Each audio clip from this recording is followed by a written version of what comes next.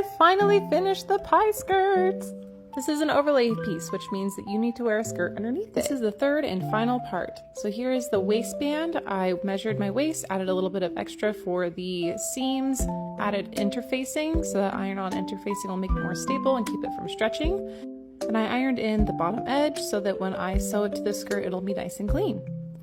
Moving to the ruffles, we did the measurements, and I'll show you that later in a different video, but here's Claire doing 3-inch measurements. I've cut my strips. They're 3 inches. They're the right length. I am in fact sewing on the floor, and for ruffling you want to do your biggest stitch. So for my sewing machine it's 4, and you want it to be a straight stitch. So either one of those two would be fine, but I'm just going to pick that one. I sewed down the center of the ruffle strips. Don't do a back stitch. And I used a bobbin thread that was a different color than the top thread so that I knew which one was the bobbin. And I pulled on the bobbin thread. You can see it kind of ruffles it up. And then you want to slowly pull down the ruffle as you go. If you try to pull it all at the top and you don't pull down anymore, it'll snap the thread. So to keep that tension a little bit lower, you got to take your time. So there it is in normal speed, and then here it is in fast speed.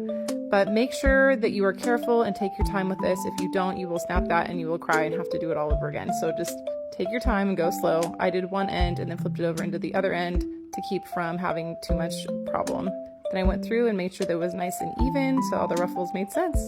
I ended up only using 5 strips and not 6, but there it is all laid out. And then I sewed it down.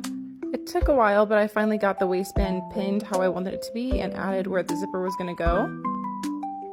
And then I sewed down the waistband.